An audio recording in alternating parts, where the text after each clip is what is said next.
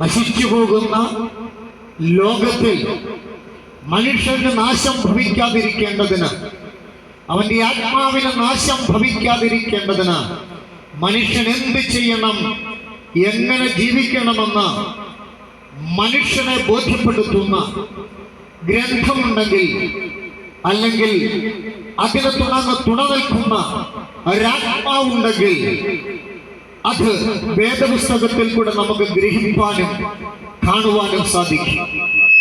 ആ സത്യങ്ങളെ മനസ്സിലാക്കി ജീവിതത്തിന്റെ ഇറുകിയതും ഇടുങ്ങിയതുമായ ജീവിത മേഖലകളിൽ നിന്ന് വിശാലതയും സമ്പൂർണതയുമായ ഒരു ജീവിതത്തിലേക്ക് മനുഷ്യനെ നയിക്കുന്നത് വേദപുസ്തകത്തിലെ സത്യങ്ങളാണെന്ന് വിളിച്ചു പറയുന്ന ഈ കൺവെൻഷനിലേക്ക് നിങ്ങളെ എല്ലാവരെയും ഞങ്ങൾ ഹാർദവമായി സ്വാഗതം ചെയ്യുകയാണ്. ദൈവത്തിന്റെ അതിമഹത്തമായ ഏറ്റവും ശ്രേഷ്ഠമായ അനുഭവമായിരുന്നു മനുഷ്യൻ സമാധാനത്തോടെ ജീവിക്കണം, സന്തോഷത്തോടെ ജീവിക്കണം, കുടുംബത്തോടെ ജീവിക്കണം.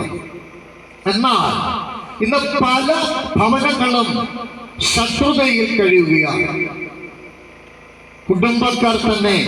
കുടുംബക്കാർ ശത്രുത വയ്ക്കുന്ന ലോകം. ഈ ലോകത്തിന്റെ നാശത്തിന്റെ ആരംഭങ്ങൾ അങ്ങനെ തന്നെയാണ്. അന്ത്യനാളുകളിൽ ദൈവഭവനങ്ങളിലും ന്യായവിധികൾ നടക്കുമെന്ന് വേദപുസ്തകം പഠിപ്പിക്കുമ്പോൾ അനേക ഈശ്വര ഭക്തരായ ജനങ്ങളുടെ ഭവനങ്ങളിലും അനർത്ഥങ്ങൾ നടക്കുകയാണ്.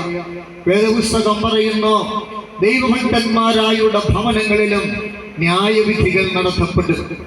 അതും ഞങ്ങൾ പ്രസംഗിക്കുന്ന കർത്താവായ യേശുക്രിസ്തുവിന്റെ രണ്ടാമത്തെ വരവിന്റെ ആരംഭമായി അതൊക്കെ വേദപുസ്തകം വിളിച്ചു പറയുമ്പോൾ ഈ സമീപവാസികളായിരിക്കുന്ന നിങ്ങളുടെ ഭവനങ്ങളിലും ഇതുപോലെയുള്ള അനർത്ഥങ്ങൾ നടന്നിടുമ്പോൾ ഓർക്കുക, വീണ്ടും വരാമെന്ന് അരുളി ചെയ്ത യേശുക്രിസ്തുവിന്റെ വരവ് നമ്മുടെ കുടുംബങ്ങളിലും അടയാളമായി വെളിപ്പെട്ടിരിക്കുകയാണ്.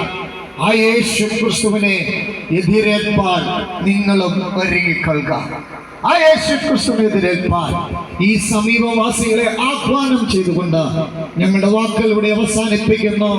ഒപ്പം ദീപന്തക്കോസ് മിഷൻ മേസ്റ്റാർ ചർച്ചിന്റെ ആഭിമുഖ്യത്തിൽ ഈ മാസം മെയ് 5, 6 ഞായർ-തിങ്കൾ തീയതികളിൽ വൈകുന്നേരം നടത്തപ്പെടുന്ന ആത്മീയ കൺവെൻഷൻ കൂട്ടായ്മയിലേക്ക് എല്ലാവരെയും യേശുക്രിസ്തുവിന്റെ നാമത്തിൽ സ്വാഗതം ചെയ്തുകൊണ്ട് വാക്കുകൾ അവസാനിപ്പിക്കുന്നു. ദൈവം നമ്മെ ഓരോരുത്തരെയും അനുഗ്രഹിക്കുമാറാകട്ടെ. നിത്യനായ ദൈവമേ, ഈ ദേശത്തെ ഞങ്ങൾ അവകാശമായി പ്രാർത്ഥിക്കുന്നു.